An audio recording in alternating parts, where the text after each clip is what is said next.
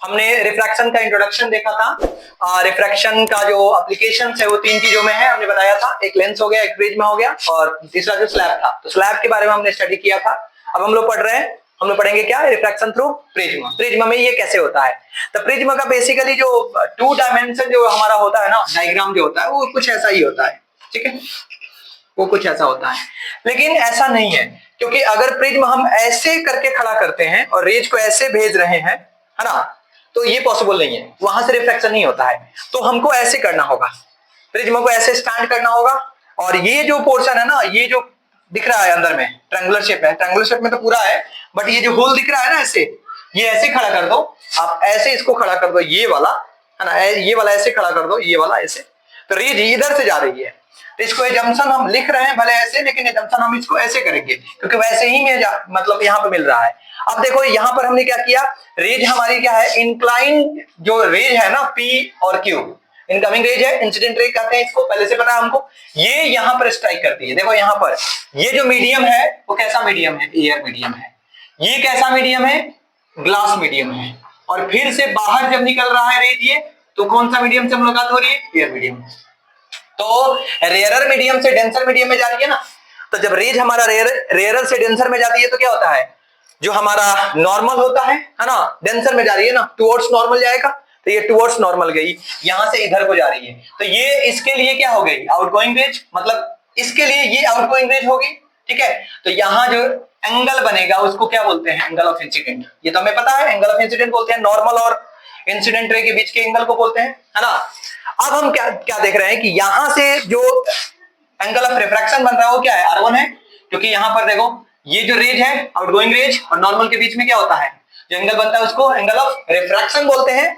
और यही refraction raise यहां भी नॉर्मल के साथ मिल रही है, तो रिफ्रैक्शन रेज और नॉर्मल के बीच में क्या बनता है, दूसरा रिफ्रैक्टेड रे बनेगा, और उसके बीच जो एंगल बनेगा वो दूसरा वाला क्या होगा, एंगल ऑफ रिफ्रैक्शन होगा। उसको हमने क्या मान लिया, R2 मान लिया, उसको हमने क्या मान लिया, R2 मान लिया। जब ये देखो इस ग्लास मीडियम से, आई मीन प्रिज्म मीडियम से बाहर जब था, तो इसका नाम क्या था, इंसिडेंट रे।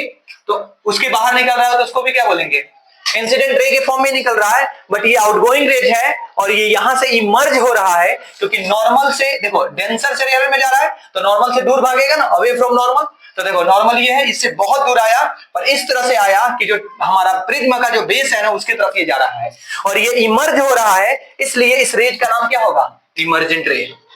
क्या नाम होगा, इमर्जेंट रे। इसको बोलते हैं इमर्जेंट रेज बोलते हैं, रे बोलते हैं, मतलब ज्यादा होगा, एक ही हो, यहाँ पर दिखाया हमने, इमर्जेंट रे होगा ये। ठीक है, अब एक और चीज है, इसको हम 3 डायमेंशन में भी बना सकते हैं, है ना।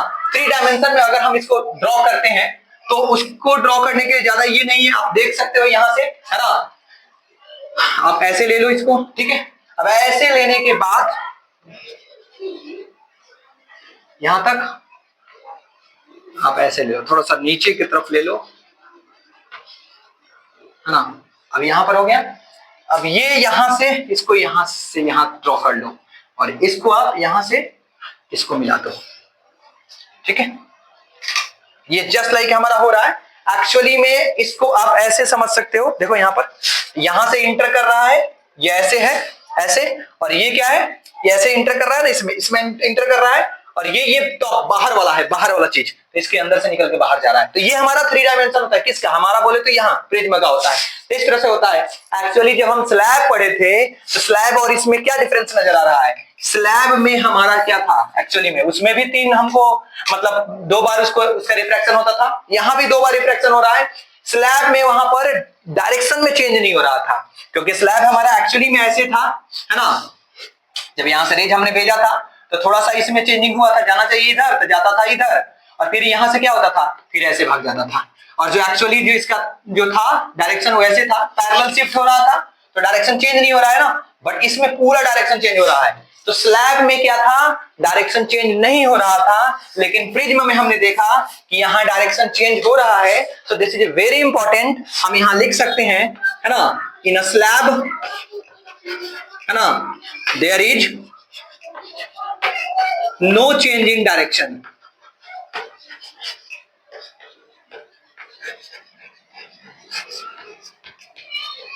क्या है इसमें? कोई चेंजिंग नहीं है डायरेक्शन में, डायरेक्शन में कोई चेंज नहीं हो रहा है। लेकिन प्रिज्म में हमने देखा कि डायरेक्शन को चेंज होना पड़ रहा है, डायरेक्शन है चेंज इन प्रिज्म, है ना। और ये जो होता है सिर्फ प्रिज्म में होता है।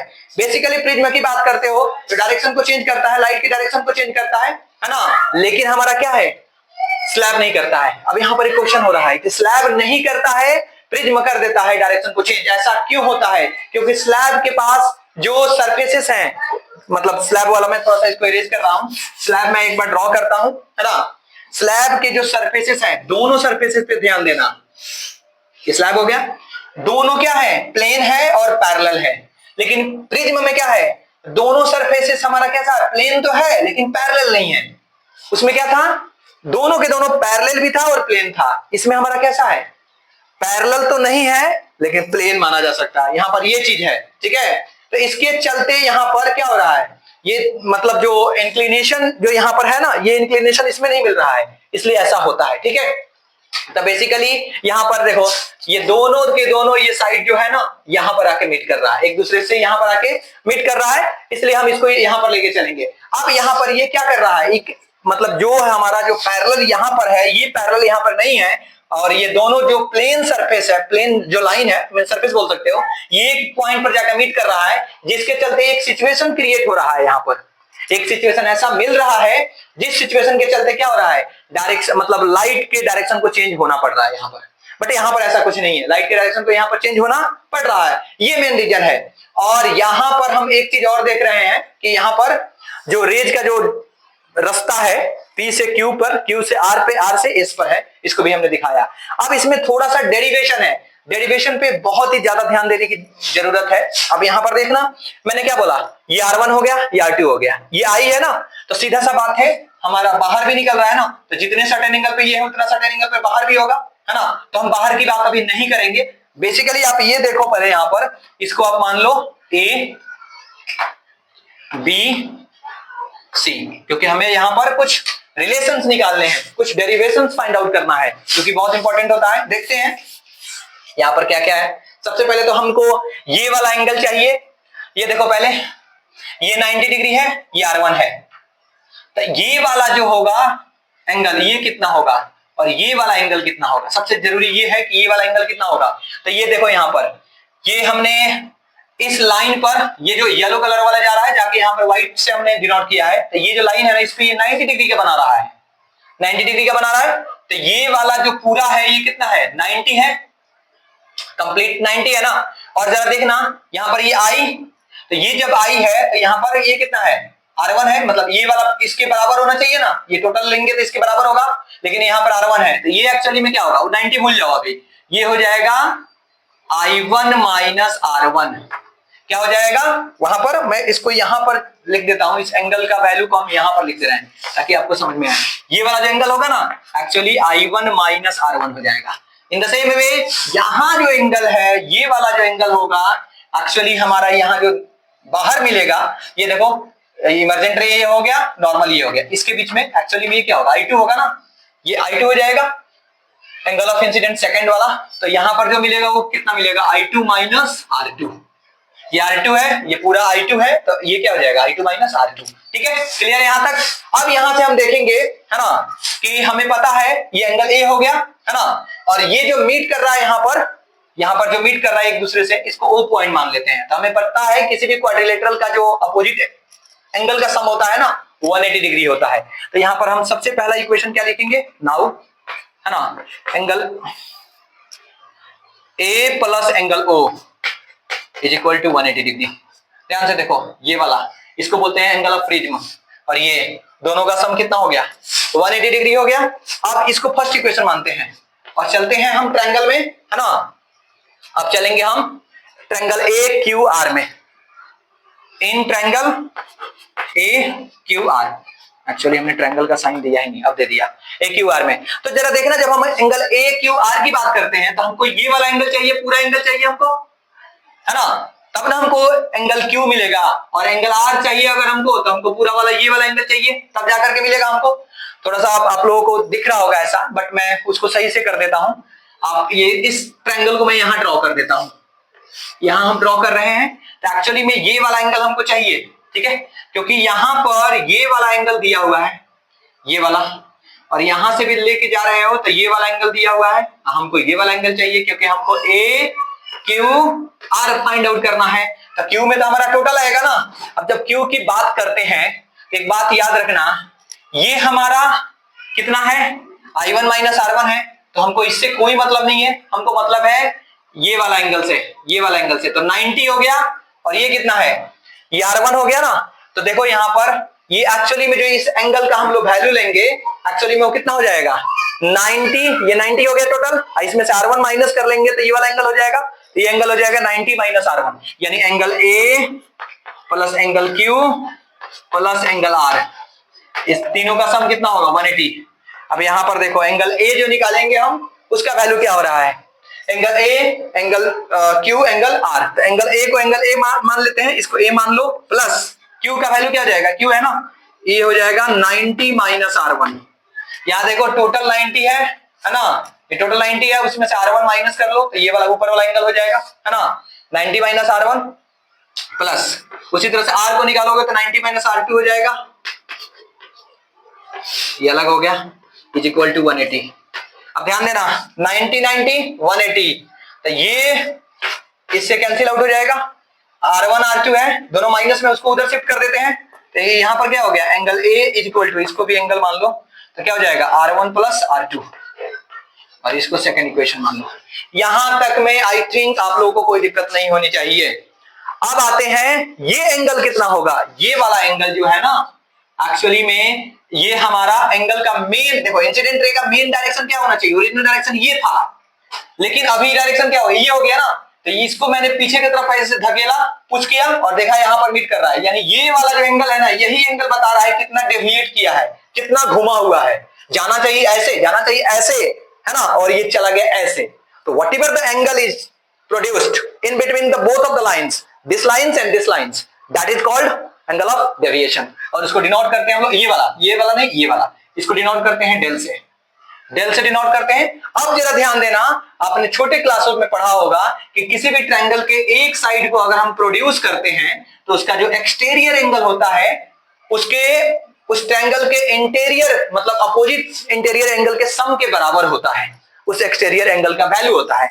तो यहां पर अगर हम बात करते हैं, है ना, नाउ डेल हम डायरेक्टली लेते हैं, एंगल ऑफ डेविएशन, इसको डेल बोलते हैं, ठीक है। ये जब लेके चलेंगे तो I1 माइनस R1 है, इधर क्या है I2 माइनस R2 है, दोनों साइड क्या है, एक तरफ I1 माइनस R2, एक तरफ I2 माइनस R2, तो यहां लिखेंगे I1, है ना, minus R1 plus I2 minus R2, यही है ना। तो यहां पर I1 minus R1, I2 minus R2 हो गया। अब यहां पर I1, इन दोनों का सम हमने लिख दिया, अब I1 प्लस I2 हम यहां लिख देते हैं, I1 प्लस I2, है ना, और R1 R2 दोनों माइनस में है, माइनस कॉमन ले लिया हमने, यहां पर क्या हो गया R1 प्लस R2 हो गया, ठीक है, R1 प्लस R2 हो गया। मैं इसको इरेज कर रहा हूं, छोटा सा ये वाला ट्रायंगल को मैं हटा रहा हूं। अब यहां पर देखिए आप लोग, ये इमर्जेंट रे है, वो तो आपको याद होगा ही, मैंने पहले ही लिखवा दिया उसको। आप जरा ध्यान देना, अब यहां पर हम देख रहे हैं कि जो डेल का फॉर्मूले आ रहे हैं, del is equal to I1 I2 तो है, I1 प्लस I2, है ना, माइनस ये देखो R1 plus R2, R1 plus R2 के बराबर क्या है, A है, यहां पर क्या लिखेंगे A, यहां पर क्या लिख दिया हमने, A लिख दिया। अब A तो हमने डाल दिया, अब हमें यहां से जो रिफ्रैक्टिव इंडेक्स का जो कुछ वैल्यूज था, मैं उसमें थोड़ा सा देख रहा हूं, मैं इसको इरेज कर रहा हूं, आई थिंक आप लोगों ने नोट कर लिया होगा ये वाला चीज, तो इसको जरा देख लो, इसका यूज भी ज्यादा नहीं है, मतलब थोड़ा सा एप्लीकेशन होगा आगे चल के, लेकिन देखो यहां पर मैं बता रहा हूं आपको, ये लाइन, ये जो रेज था वो P था, सिंस, है ना, म्यू का वैल्यू एक्चुअली में क्या होता है, sine I upon sine R, यही वैल्यू होता है। अब जब ये वैल्यू होता है ना, तो इसको हम लिख सकते हैं अप्रोक्सीमेट इक्वल टू, है ना, angle I upon angle R, मतलब म्यू का वैल्यू लिख सकते हैं किस एंगल के लिए, फॉर ए स्मॉल एंगल के लिए, इसको लिखेंगे ओनली फॉर स्मॉल एंगल, जब हमारा एंगल बहुत ही छोटा हो तब। तो यहां देखो, तो यहां I1 का वैल्यू क्या हो सकता है, यहां से हम निकाल सकते हैं क्या, I is equal to mu R लिख सकते हैं, म्यू R। तब यहां देखो I1 है ना, तो एक बात याद रखना, I1 मेरा ये है, I2 मेरा दूसरा साइड है, तो I1 और R1 जब हम लेके चलते हैं तो म्यू का वैल्यू तो दोनों सेम होगा, क्योंकि ये तो रिफ्रैक्टिव इंडेक्स है, इसका रिफ्रैक्टिव इंडेक्स और इसका रिफ्रैक्टिव इंडेक्स दोनों का सेम ही होगा ना, मीडियम तो एक ही है, यहाँ पर इस मीडियम की बात कर, प्रिज्म की बात कर रहा हूं, तो I1 बराबर यहाँ पर क्या हो जाएगा, mu R1 plus mu R2 minus A. अब जरा देखना दोनों में म्यू कॉमन है, R1 R2 आ जाएगा अंदर ब्रैकेट के इनसाइड में, माइनस ए है ना, ये देखो म्यू R1 प्लस R2 हमने अब लिखा था अभी R1 प्लस R2 किसके बराबर होता है, ए के बराबर होता है ना, माइनस ए। अब देखो यहाँ पर ये डेल हो गया, अब यहाँ पर म्यू कॉमन, सॉरी ए कॉमन ले लो, क्या हो जाएगा म्यू माइनस 1 डेल का ये, this is the final derivation.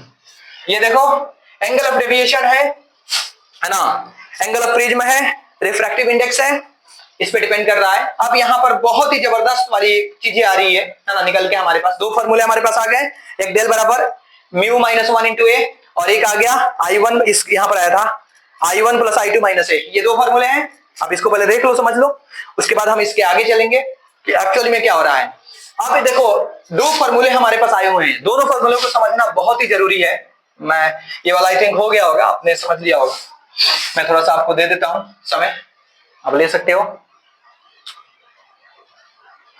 Okay, देखते हैं अब यहाँ पर आगे क्या होता है इसमें। अब जरा देखना दोनों फॉर्मूले पे ध्यान देना, ये तो हो ही गया है, तो ये इसको मैं इरेज कर रहा हूं, दो फॉर्मूले आपके पास हैं है ना, फर्स्ट एंड सेकंड, दोनों फॉर्मूले पे आप ध्यान दो है ना। एक में इंसिडेंट एंगल है और एक में एंगल ऑफ डेविएशन आता है, एक में इंसिडेंट एंगल है, एंगल ऑफ इंसिडेंट यहाँ पर, और एक में एंगल ऑफ डेविएशन आता है, ये है ना, और दोनों में अलग अलग आता है। तो अभी क्वेश्चन यहाँ पर ये है कि एंगल ऑफ डेविएशन जो हो है क्या एंगल ऑफ इंसिडेंट पर डिपेंड करता है या नहीं।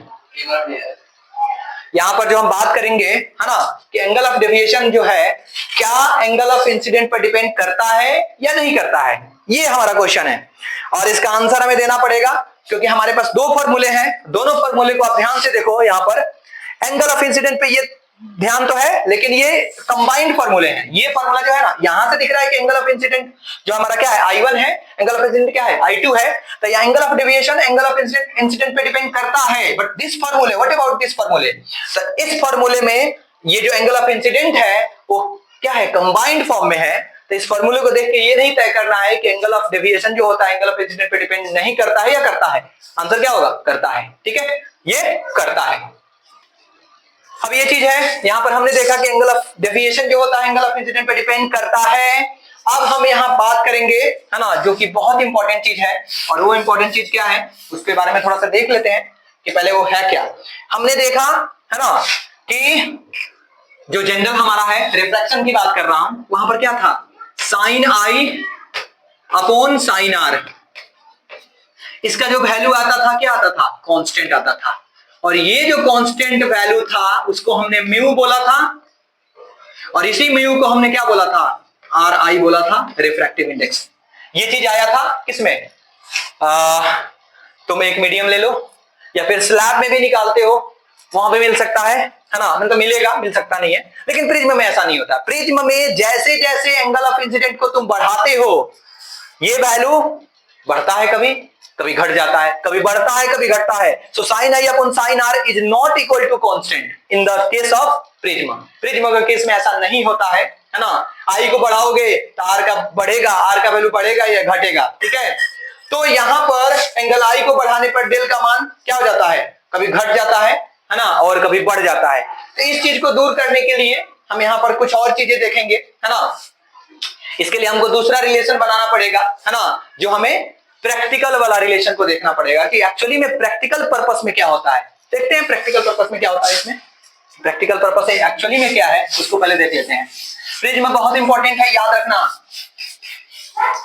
एग्जामिनेशन पॉइंट ऑफ व्यू से ये बहुत इंपॉर्टेंट होता है।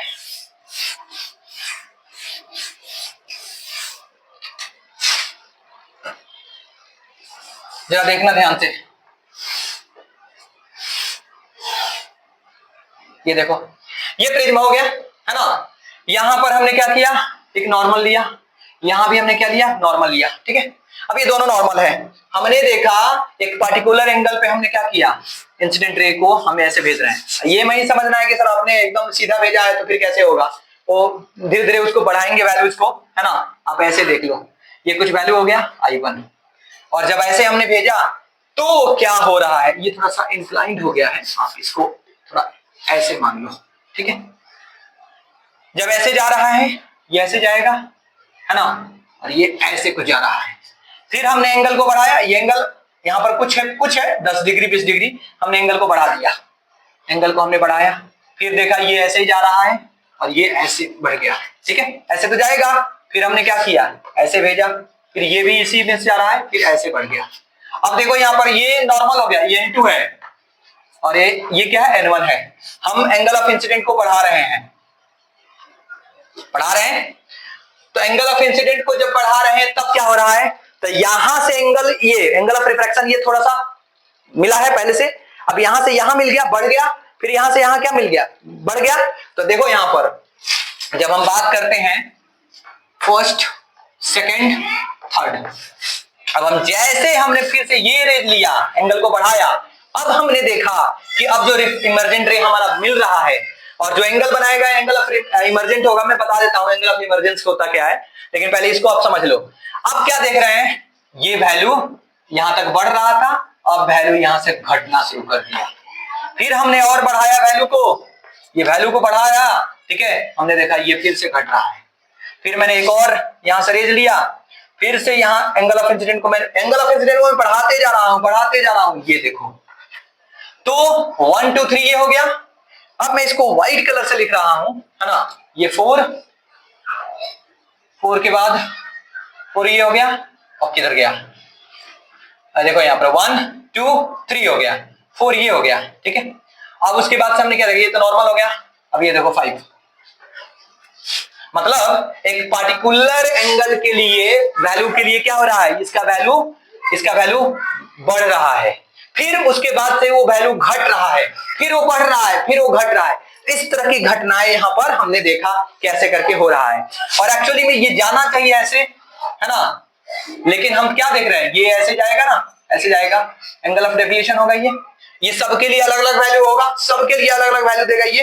तो हमने डायग्राम में क्या देखा कि एंगल आई को हम कंटिन्यूअसली क्या कर रहे हैं, आई इज कंटिन्यूअसली इंक्रीज्ड, हम इसको बढ़ा रहे हैं आई को। जब आई को हम बढ़ा रहे हैं तो हम क्या देख रहे हैं कि यहाँ डेल का वैल्यू जो होगा वो एक्चुअली में क्या हो रहा है, पहला जो मिल रहा है फर्स्ट वाला, उसमें क्या देख रहे हैं, किसकी बात कर रहे हैं हम, एंगल ऑफ डेविएशन का। तो ये कम है ना एंगल ऑफ डेविएशन, इसके लिए लेके चलोगे तो कम है, फिर आगे के लिए थोड़ा बढ़ रहा है, आगे के लिए और बढ़ रहा है, आगे के लिए और बढ़ रहा है। तो एक सर्टेन वैल्यू के लिए पहले क्या हो रहा है, इसकी बात कर रहे हैं। देखो यहां एंगल ऑफ इंसिडेंट पड़ रहा है ना, और इधर जो ले रहे हो ना, इधर जो एंगल ऑफ इमरजेंस उसकी बात कर रहे हो, तो वो क्या हो रहा है, वो पहले बढ़ रहा है फिर घट रहा है। लेकिन डेविएशन की बात करोगे तो जस्ट अपोजिट है, ये पहले घट रहा है और धीरे धीरे बढ़ रहा है, ये पहले घटेगा फिर धीरे धीरे बढ़ेगा, ये चीजें यहां पर होती है। तो ये एक तरह का पिक्यूलर बिहेवियर दिखा रहा है, कौन सा, प्रिज्म में दिखा रहा है। इसलिए यहां पर एंगल ऑफ डेविएशन का जो वैल्यू होगा, है ना, वो क्या होगा, देखो पहले एक और चीज, यहां से हमने बताया ये नॉर्मल हो गया, और जो भी वैल्यू जा रहा है ना, इधर जा रहा है, इधर, है ना, लेकिन ये दोनों के बीच में जो गैप दिख रहा है ना, ये गैप हमेशा कंटिन्यू रहेगा। ऐसा नहीं है कि कभी एंगल, कभी रेज ऐसे घूम जाएगा इससे, ये वाला जो कलर है ना, इससे इधर नहीं घूमेगा, एक मिनिमम वैल्यू छोड़ जाता है वो, उस मिनिमम वैल्यू के जो गैप है ना, उस जो भी गैप होगा, मान लो ये गैप यहां से यहां तक है, तो जो भी एंगल ऑफ जो हमारा इमर्जेंट रे होगा वो इधर ही भटकेगा, इधर ही भटकता रहेगा, चाहे वो इसको बढ़ा रहे हो तो क्या, चाहे वो वैल्यू घट रहा है या बढ़ रहा है, लेकिन इस ये जो है ना बाउंड्री, इस बाउंड्री के नीचे ही रहेगा। और जो ये चीजें है नॉर्मल है ना, ये नॉर्मल ऐसे बरकरार रहेगा, यहाँ पर ये तो रहेगा ही, है ना। तो एक मिनिमम वैल्यू के लिए होता है, और इस मिनिमम वैल्यू को हम लोग मिनिमम एंगल ऑफ डेविएशन कहते हैं, मिनिमम एंगल ऑफ डेविएशन, इसको बोलते हैं मिनिमम एंगल ऑफ डेविएशन बोलते हैं। तो ये जो मिनिमम एंगल ऑफ डेविएशन होता है, ये स्पेशल चीज है ना। अब इसको मैं सही से ड्रॉ करता हूं और ड्रॉ करके आप लोगों को दिखाता हूं एक्चुअली में, है ना। इसी को ले लेता हूं एक बार और आपको समझा देता हूं।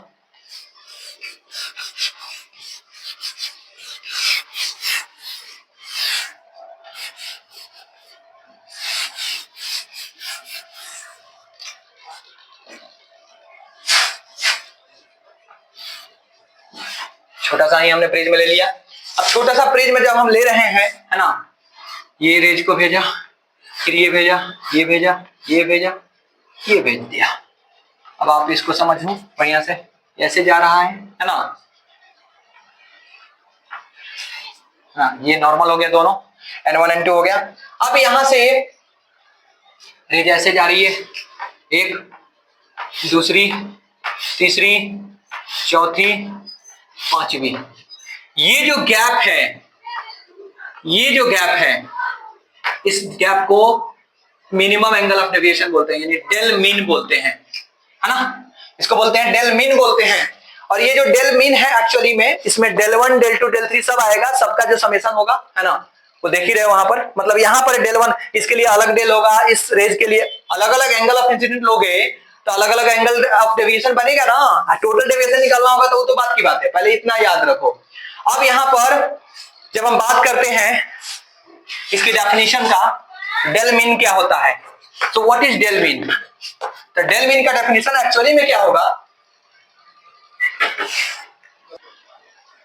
ओके देखो यहां पर ये एंगल ऑफ मिनिमम डेविएशन की बात कर रहे हैं। तो angle of minimum deviation actually में क्या होगा, उसका डेफिनेशन सबसे पहले देखते हैं कि when incident ray, when incident क्या होगा, डेफिनेशन पहले हम उसकी बात करेंगे, उसके बाद हम देखेंगे इंसिडेंट एंगल इज इंक्रीज्ड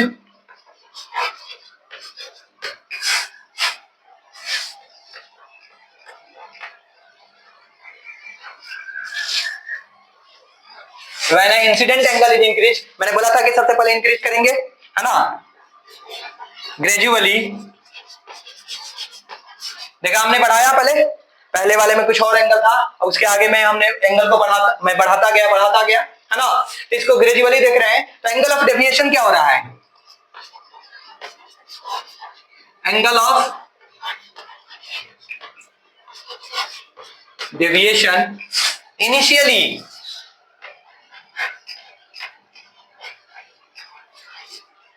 क्या हो रहा है, इंक्रीज कर रहा है।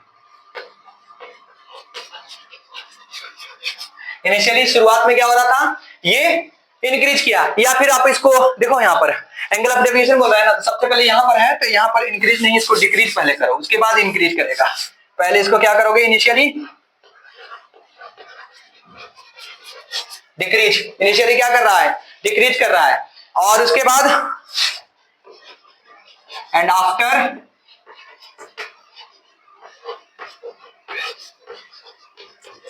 ऑब्टेनिंग कुछ पर्टिकुलर वैल्यू के बाद क्या करेगा, ऑब्टेनिंग और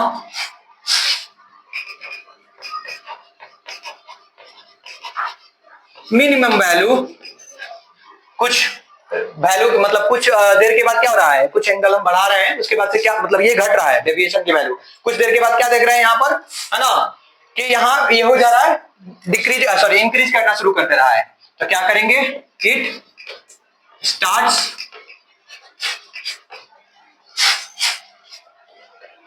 इंक्रीजिंग, स्टार्ट्स इंक्रीजिंग अगेन। फिर पहले तो घटा था, अब ये बढ़ गया एक पर्टिकुलर वैल्यू के बाद, ठीक है। तो इस सिचुएशन में यहीं पे कर दो एट दिस सिचुएशन, इस सिचुएशन के बाद एक्चुअली में क्या हो रहा है, मिनिमम डेविएशन इस this situation of, at this situation of minimum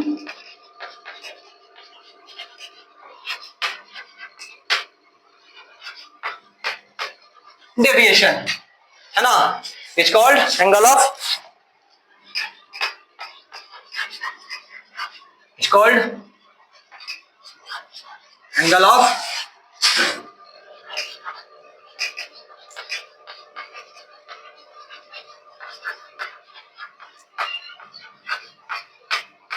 minimum deviation, ये डेफिनेशन है एंगल ऑफ मिनिमम डेविएशन का। ओके, डेविएशन की बात किया, मिनिमम डेविएशन का हमने मतलब यहाँ पर एंगल ऑफ मिनिमम डेविएशन का फॉर्मूला हमने लिखवाया। अब इस केस में एक्चुअली में क्या होता है वो चीज को देखो, जब ऐसा हो रहा है, जब मिनिमम वैल्यू मिल रहा है ना, यानी एंगल ऑफ डेविएशन का जो मिनिमम वैल्यू जो यहाँ पर मिल रहा है हमें, उसको लेकर के अगर चलते हैं, डेफिनेशन में लिखा हुआ था पहले से। अब देखो यहाँ पर एक्चुअली में क्या हो रहा है, जब ऐसा वैल्यू हमें मतलब गेन हो रहा है, उसके बाद से क्या हो रहा है ना, यहाँ पर हम देख रहे हैं इसके बाद कि जो I1 का वैल्यू होगा और वो इक्वल होगा किसके, I2 के वैल्यू के बराबर होगा, है ना, और ये सीधे इक्वल हो जाएगा, जो R1 का वैल्यू होगा वो R2 के बराबर होगा और ये वैल्यू क्या होगा, R के इक्वल हो जाएगा। जब ऐसा हो रहा है एक्चुअली में, यानी जो हमने बनाया था ये जो है ना, ऐसे भेज कर ऐसे बनाया था, तो और यहाँ नॉर्मल था, यहाँ नॉर्मल था ऐसे, तो यहाँ पर क्या था, ये वैल्यू R, ये भी वैल्यू क्या होगा R, और इधर ये I तो उधर भी I, ठीक है। अब हमारा जो सिचुएशन था, जो हमारा वैल्यू था एंगल का, उसको देखेंगे कि एंगल का वैल्यू कितना आ रहा है। जो हमने फॉर्मूला निकाला था ना, एक निकाला था क्या, I1 प्लस I2 माइनस ए करके, और एक आया था म्यू, है ना, ए माइनस वन आया था, sorry not this, mu minus one into A, दो फॉर्मूले आया था। एक वो फॉर्मूला ये था डेविएशन का, डेविएशन का यही फॉर्मूला था, हम इसे में इसको पुट करेंगे सबसे पहले, है ना, और एक आया था हमारे पास angle of prism is equal to R1 plus R2, यही था फॉर्मूला। अब इसमें पुट करो, अब एंगल ऑफ प्रिज्म जो निकालेंगे R1 प्लस R2 है, R1 R2 R के बराबर है, तो R प्लस R हो जाएगा, क्या हो जाएगा 2R, तो यहाँ पर एंगल ऑफ रिफ्रैक्शन का वैल्यू क्या होगा, एंगल A/2 हो जाएगा, ठीक है। तो ये R का वैल्यू तो आ गया, अब हम एंगल I का वैल्यू निकालेंगे, है ना। तो जब हम I का वैल्यू यहाँ पर निकाल रहे हैं, वो देखो नाउ, अब यहाँ पर हम बात करेंगे डेल की, तो डेल में क्या था, I1 प्लस I2, ये दोनों इक्वल हो जाए तो क्या हो जाएगा, I plus I minus A, है ना, ये क्या हो जाएगा 2I माइनस A, और ये वैल्यू किसका हो गया, डेल का। अब हमको I का वैल्यू चाहिए ना, तो यहां से एंगल I निकालोगे जब, ये इधर प्लस आ जाएगा, तो ये हो जाएगा A प्लस डेल, है ना, बाई 2, ये आ गया। अब जरा आप ध्यान दो कि एंगल ऑफ इंसिडेंट का भी वैल्यू आ गया, एंगल ऑफ रिफ्रैक्शन का भी वैल्यू आ गया। अब हम म्यू का वैल्यू यहां से फाइंड आउट कर सकते हैं कि म्यू का value, what will be the value of mu. अब देखो यहां पर अगर आप म्यू का वैल्यू निकालते हो तो हमें पता है कि फॉर्मूला होता है sine I upon sine R, ठीक है। देना एक चौक देना उसमें से। अब आप देखो यहां पर साइन I का वैल्यू कितना है, डेल प्लस A/2, ये अपॉन साइन R का वैल्यू कितना है, एंगल A/2, एंगल A/2, ये किसका वैल्यू है, म्यू का। This is the final mu. अब देखो इस मैंने बोला था ना कि यहाँ पर कांस्टेंट नहीं है, तो कांस्टेंट जब नहीं है तो यहाँ पर एंगल ऑफ डेविएशन मिल रहा है, और in case of angle of deviation we get that I1 and I2 value is equal, that is equal to I, and R1 R2 will be equal, that will be equal to R, and if we substitute these values in two different formulas, then we get this and this value. Angle of refraction is this, angle of incident is equal to this, and we substitute these values into the mu formula, and we got final formula. तो ये चीज यहाँ पर होता है ना। तो prism में एक्चुअली में हम क्या करते हैं, जब लाइट को सेंड करते हैं एक्चुअली में, तो वहां पर इंसिडेंट रे के चलते क्या होता है, डेल मिलता है, ये हमको पता है। प्रिज्म में जब लाइट को भेजते हैं तो इंसिडेंट रे के चलते क्या मिलता है, वहां पर डेल का वैल्यू मिलता है। और यहाँ पर इसमें एक और चीज है कि डेल का वैल्यू तो मिल रहा है, लेकिन इसमें इतना सारा इंसिडेंट रेज है, किस इंसिडेंट रेज के चलते ये डेल का वैल्यू मिल रहा है ये तो नहीं पता हमको।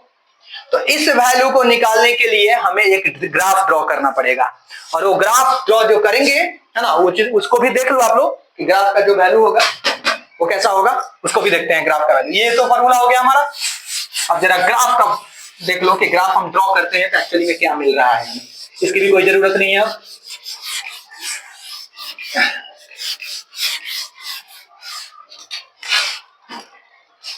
अब देखो यहां पर एंगल I और एंगल डेल के बीच में क्या करेंगे, angle of incident and angle of deviation के बीच में ग्राफ ड्रॉ करेंगे। तो यहाँ पर हम ग्राफ ड्रॉ करते हैं एक्चुअली में। चलो देखो यहाँ पर ये हमारा एंगल आई का वैल्यू हो गया और ये एंगल डेल का वैल्यू हो गया। अब डेल का वैल्यू हो गया तो एक्चुअली में हम यहाँ स्टार्ट करते हैं। सपोज कर लो ये 25 डिग्री है, ये 40 डिग्री है ना, ये 25 और इसको 30 ले लो आप, पहले इसको 30 लो उसके बाद 40 पे चलते हैं।